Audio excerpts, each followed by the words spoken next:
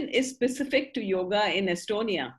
Has the pandemic made people realize the importance of mindfulness and therefore a surge in interest in yoga and mindfulness in Estonia?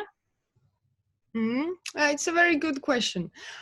I think what the pandemic has done, it's very interesting because it's first, it's given people time to stay at home. And it's actually made them realize that they haven't had any time to look at what's going on inside. It has made very many people think, and also being at home, working from home, it's even more important that you have some kind of practice that takes you away from the work, that you can clear your head.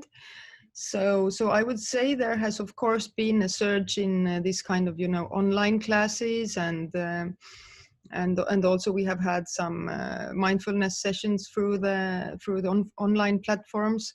But I would say in general, in the recent years, there is a genuine interest for these kind of practices. Another question is, of course, are all the teachers very good, and maybe in the sports, in the sports centers, the yoga that is done there is very different. It can be very different from the yoga you are doing personally with a coach or with a trainer. But definitely, I think there are good sides to the pandemic, and one of them is that it is giving us a reason and the possibility to look more inside. And I think this has happened. And of course, it's not always easy. It brings also out problems, even be it about domestic violence, or be it about, anxieties and many things that people face in their homes. So, yeah. Thank you. There's another question. Is mindfulness same as being aware, or is there any subtle difference? I would say I really like the definition that Jon Kabat-Zinn, the American psychiatrist that somehow founded or grounded this mindfulness movement in the 70s. He has this saying that, or this definition, that mindfulness is this one-directed, or something that you direct your attention on purpose on one aspect and keep it there. So I think awareness can be it can be much broader, and it can have many different levels. So of course it's also a little bit a linguistic question for me. For example, in Estonian it's very difficult to even translate mindfulness. So I would like to use the word something with attention instead. For me, the attention part is very important when we talk about mindfulness, because when we talk about the practice of mindfulness, we can never do it without talking about focusing, without addressing the attention. That's the deed we do. We take our attention, we focus it on one or other thing. Yes. Okay. Mrs. Chandar would like to know, what do you mean by mindfulness? Mm-hmm. So that's, I think, the definition that that Mr. Kabat-Zinn has given for me is very good. That mindfulness as a capacity of a human being to focus his or her attention on one chosen aspect, be it her breath, be it the light of a candle, be it the sounds around her, and keep it there for a period of time. Okay, thank you. There's still another question, which is, what is your opinion about power yoga? Yes, I think power yoga is, like I said, there are very many sort of different lineages or forms of yoga, and they are being also branded differently. Power yoga is probably something which has more in common with Ashtanga yoga, which is a very a practice that is very physical. And maybe it was also created for some people in their teens when their bodies are very developing, and they have a need, they have a loss of energy, and they have a need for channeling this kind of energy on a very physical level, very much. And but I think one should really be aware, start from, like I said, first ask the question, where am I in my life? Is this something that will take me further to where I want to go? Am I ready for this? I wouldn't suggest for someone who hasn't maybe done any physical practices at all to start with some kind of power yoga, because you can actually hurt yourself also. So you should always bear in mind your age and your preparation, and maybe it's not always also you don't need to put that much effort in to also get some results. So that's also something to think, that you don't need to waste too much energy. Okay. All right. Mrs. Sunita says, how do we learn to focus? Our mind has a habit of wandering. How do we keep it still? And how does yoga help the mind? Mm-hmm.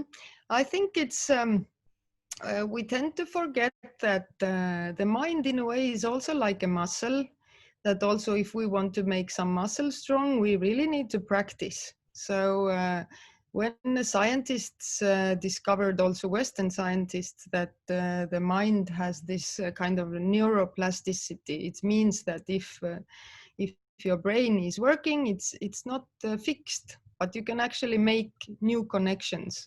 So by training this attention every day, maybe 15 minutes, you will make these connections. It's like walking in the grass. If you walk one time, the path is not there. But if you walk it 100 times, the path will be there. And this is the way to also work with the mind. And also, I think with the yoga, where you have both asanas, you have the pranayama, which is working with breath, and the meditation, there you can really from all perspectives work with this attention, because every asana you have an in breath, you have an out breath, and so it helps you to focus. Okay. Thank you. There's a bit of a personal question to you. Have you found yourself more stressed than usual by politics and the state of the nation lately? How do you Mm-hmm. take control? Mm-hmm. Oh yes, but of course, like they say also in this old British film, that the pressure is in your head. So, so I think, of course, politics is very. I think it's probably always stressful, because it's about power, and it's about always very much like black and white, and the extremes, and about fighting, and maybe also that's one of the reasons why I have kept to yoga, because it helps me to see the things that are not so black and white, and that are actually the core values, and that maybe this fighting, it's not always even what I want to do. It's I'm trying to find my own way, and still work for the nation. And it doesn't, I am also now in the opposition,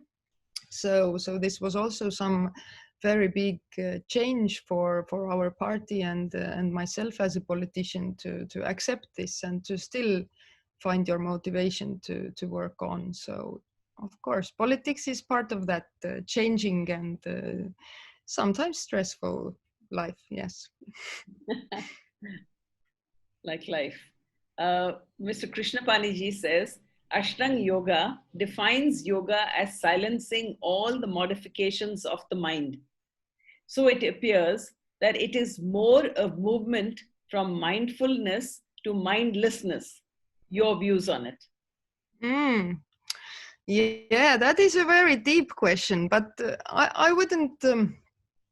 Maybe I am not advanced enough in Ashtanga yoga also to actually have a very clear opinion on this, but there is an element of this repetition in Ashtanga, that sometimes for me is also difficult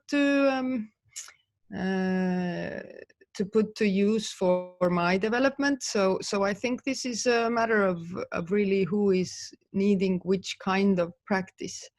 But this mindlessness, it brings to my mind this kind of like automation, that you're doing things very automatically somehow. In Ashtanga, you also have this series which are always the same. You're always doing the practice in the same way, and I'm sure there are also great benefits of that. But for me, it's not the way at the moment. Yes. Okay. One question from Mr. Gul. Do yoga or mindfulness go hand in hand? Or can we become mindful without doing yoga? Well, if you mean without doing yoga, as in without doing the asanas, I think definitely you can become mindful. I mean, you can brush your teeth very mindfully, and it's a very good exercise. Try to brush your teeth every day very mindfully, so that you actually feel every movement. Or, for example, try to take one day and notice, be mindful of every time you stand up from a chair. It's very difficult. So I think definitely you don't need to do asanas as such to become mindful. But asanas can be very good for us who are usually, sitting very much in our daily life. And also from a yoga therapist point of view, sometimes you tell a person instead to wake up and take a walk every morning, and it's more beneficial than doing some asanas. So this is all very relative, yes. Okay, then we have one question here, which is, which are the yogas you recommend as we age? Mm-hmm. Yes, it's a good question. Again, I think it's as we are aging, I think it's important that we keep up soft asana practice, which is also dynamic. That we give our these how you call them, joints some lubrication, that we keep ourselves the mobility of our joints, that we have some kind of a soft mobile practice. And then more and more we need to do pranayama, which is good for the mind and good for the breathing, and also some meditation more and more. I think the older we get, the meditation becomes more important, and also our mind should help us in this, and we should try to maybe come more inside the more we age, that we don't go along so much with everything happening in the outside world, that we take more chance to turn inward. So that I would recommend.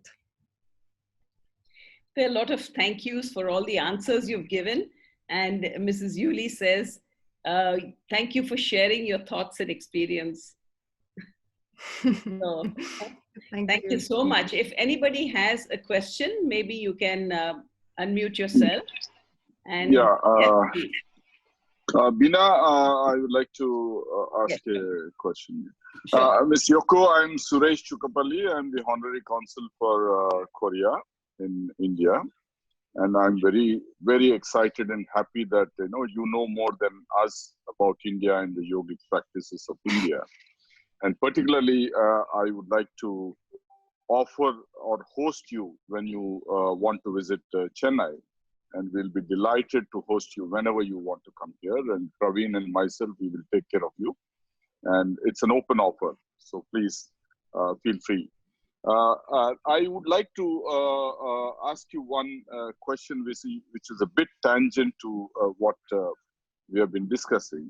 I understand you are an architect by original education profession, and you also practiced for a while. And I'm one of the biggest builder in Hyderabad, in a South Indian city. We build about 30 million square feet of office spaces, IT spaces, and things like that. So what I would like to ask you is, because now we are all promoting green buildings. So do you think in architecture we could incorporate mindfulness, wellness, and the themes of mindfulness, wellness, where maybe we have Vastu, which is the movement of air and sun and sunlight and things like that. So I'm not very sure whether you have looked into it in Estonia and whether you would want to advise or give some tips on how to bring in a project which is mindful of the inhabitants of the project. Thank you. Yes, great question. I didn't cover at all that part. I think for me, actually, the built environment and the inner environment of people, they are very much connected. And before, when I started my career as a politician, also my main focus of interest was city planning, and also how you design the cities so that they are walkable and that they have a human scale. That it's these are themes that are becoming even more important now with the pandemic, also with the climate change, all these issues. I think this, of course, also in India, I'm thinking with the great density and how to cope with the amount of cars, you know, in the cities, and how to maybe also offer alternatives in the meaning of infrastructure and public transit and bicycle lanes, you know, all these questions. So on a big scale, I think it's very much about this human scale and how to keep the human scale in city planning. And when it comes to buildings, of course, there is a whole lot of psychology in buildings. I mean, in which buildings do we feel good? Can we feel good when we only have glass around us, or actually as human being we need some kind of nest, we need some kind of protection, you know, also some kind of privacy, you know, these questions. So I think definitely architects who have an interest for the human being from a holistic point of view is very much a possibility that this will be a really practicing good architect. Of course, there are these stars who make like these pure art objects, you know, which get a lot of attention. This is also important, but on a human level, from the perspective of the user of the building, I think it's very important that you understand how the person works psychologically, also maybe even energetically. This is of course very difficult, and these are very like fine things, but I think it's definitely, if you are a good developer, you pay attention to this. And of course, first, a really great big thank you. And as soon as this pandemic is somehow letting us travel again, it's my dream to come to these parts, and I'm sure we can find some lovely cooperation, and I am ready to share also my experiences. And thank you. Sure. We will share my company's website with you, and also we would love to have young and very transparent politicians like you in India, so that our country also benefits by people like you. Thank you very much, and congratulations. Bye. Thank you. Thank you, Sureshji. I think Ms. Yuli had a question. Yes, thank you so much, Yoko. It was very enjoyable to follow your thoughts and hear about your experience. I have two questions.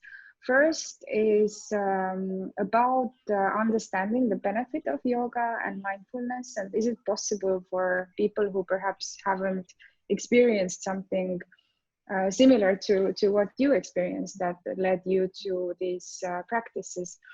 And the second question is perhaps a bit selfish as an employee for the Estonian government, but overall for Estonia.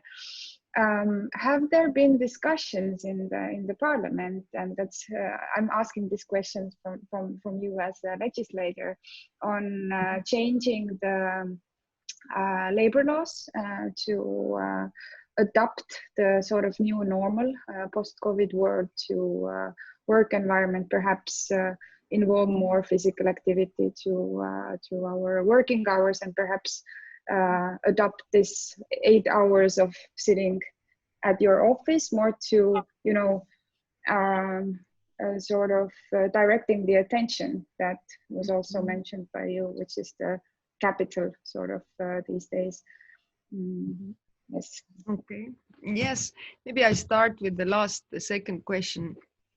I think definitely companies are more are quicker than the legislators and then the public sector. I think companies have to adapt quicker, and if they want to have effective workers, they are actually looking to take care of them, and many workplaces have their mindfulness sessions, and actually bring yoga instructors even to their offices, and these are employers that are very highly valued.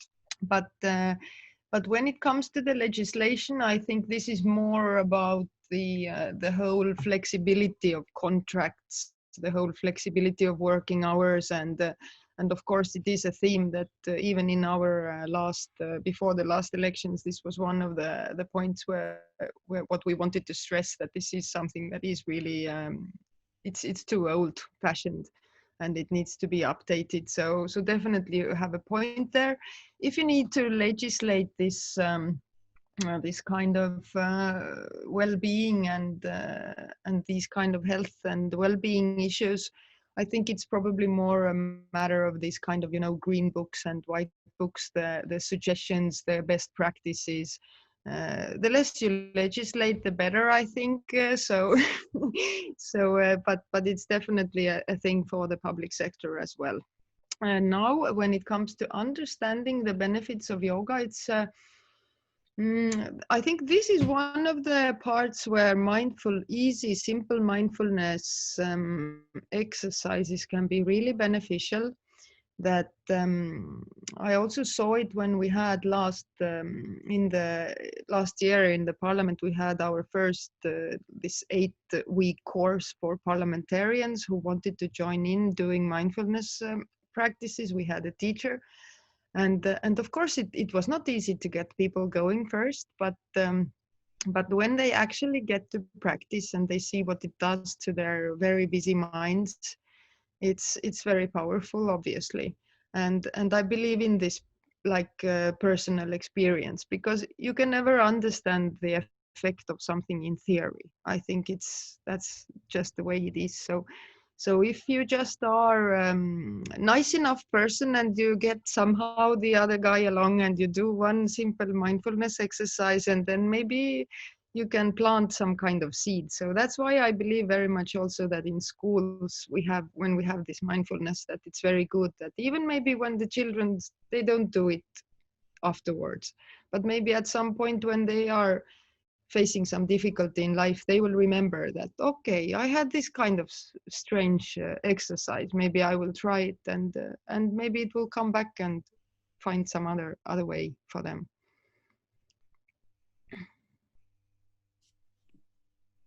Thank you so much. Is there anybody else who would like to ask a question? Yeah, Binaji, there are some questions on the chat. All right, okay. There's one question from Anupama. Do you also follow other disciplines besides yoga, like nature cure and diet and acupressure? Well, I try to eat healthy, but you know, when you have 4 children, it's very often just about pasta and meatballs.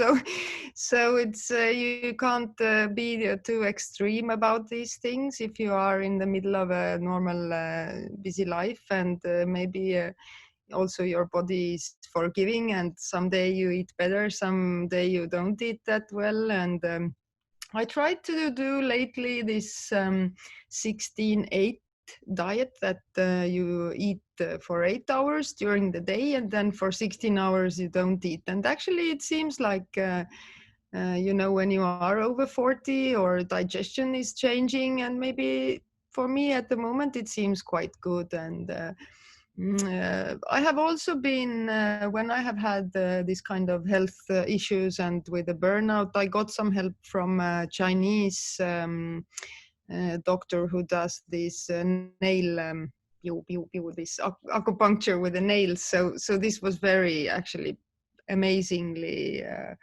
helpful. And I always believed in theory that it might help, but I didn't never imagined that really they can fix your energies that well. So this was this was something extra. Okay, Mr. Malani says your mindfulness, your mindfulness is reflected in the clarity and brilliance of your presentation. Many thanks. Namaste. And there are lots of thank yous again from many of them. So thank you so much. Thank you so much for all your insights and answering all these questions and actually telling us, it was very nice because you're actually telling us about your own experiences, and that really impacts us a lot. Thank you so much. May I now invite Mr. Premnath, Director, IT and Media, Rtambhara Wellness, to give the vote of thanks. Thank you, Binaji. Thank you, Yoko, for this exciting and interesting talk on this yoga for mindfulness, sharing your personal perspective and how yoga helped in your personal development. And it's been really inspiring to know that how you have become a teacher and taken yoga into the parliament. So the first three questions that you asked was very, very meaningful for anybody who wants to go on a journey, in a spiritual journey or any, like you need to understand where you are right now and then where you want to be and then what steps you need to take to that. So I think that was a very clear message for anyone who wants to pursue on this journey. So on behalf of Rtambhara, it's been a real honor and privilege to have you in this webinar platform.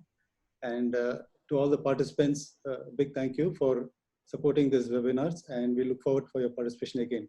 And thank you once again for your interesting talk. Thank you. Thank you. Namaste. Namaste. So we look forward to your presence every week on Tuesdays and Fridays, where we bring you interesting topics on holistic wellness delivered by a host of knowledgeable speakers. Thank you once again. And with all the good takeaways, we conclude today's session. Thank you. Namaste. Thank you.